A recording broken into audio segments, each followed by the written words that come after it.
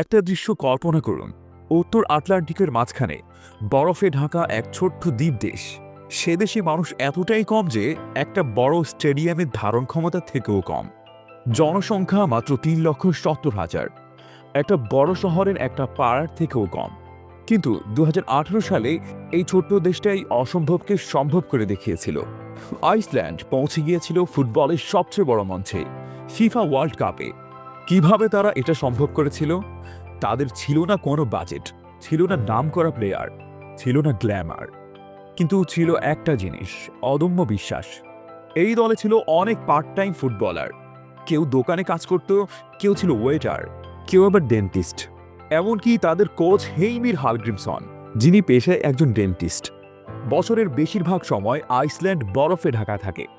সূর্যের আলো ঠিক মতো মেলে না, ঘাস পর্যন্ত জন্মায় না। তাদের ফুটবল মাঠগুলো আসলে কৃত্রিম টার্ফে তৈরি। তবুও তারা হার মানেনি। ওয়ার্ল্ড কাপে তারা যখন মাঠে নামলো বিশাল শক্তিধর দেশ লিওনেল মেসির আর্জেন্টিনার বিপক্ষে, তখন তারা দেখিয়ে দিল তারাও কি অসাধারণ ফুটবল খেলতে পারে। ম্যাচ শেষ করলো 1-1 গোলে। এই ড্র পুরো দুনিয়াকে অবাক করে দিল।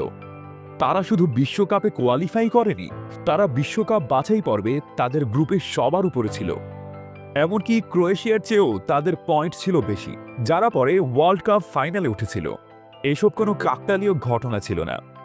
তাদের ছিল না দামি স্টেডিয়াম, ছিল না বড় স্পন্সর, না অজুহাত। ছিল একতা, পরিশ্রম আর বিশ্বাস। ইউরো 2016তেও তারা ইউরোপকে চমকে দেয়, ইংল্যান্ডকে হারিয়ে পৌঁছে যায় শেষ 16তে।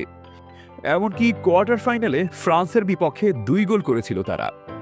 কিন্তু তারা শুধু খেলার জন্য খেলেনি, তারা দেখিয়েছে যদি বিশ্বাস থাকে সবকিছুই সম্ভব। আর ম্যাচ শেষে তাদের সেই বিখ্যাত ভাইকিং ক্লাব সেলিব্রেশন, যা গর্জে উঠেছিল স্টেডিয়ামের দেয়াল কাঁপিয়ে, ওটা শুধু উল্লাস ছিল না, ওটা ছিল এক ঘোষণা: আমরা এসেছি, আমরা কাউকে ভয় পাই না। তাহলে আসল বার্তাটা কি? এই গল্পটা সংখ্যার নয়, অর্থের নয়, তারকারও নয়। এটা সেই সব মানুষের গল্প যারা একসাথে থাকে, কঠোর পরিশ্রম করে আর মনে প্রাণে বিশ্বাস রাখে। আইসল্যান্ড দেখিয়ে দিয়েছে গ্রেটনেস সংখ্যা দিয়ে হয় না, গ্রেটনেস জন্মায় অন্তরের গভীর থেকে।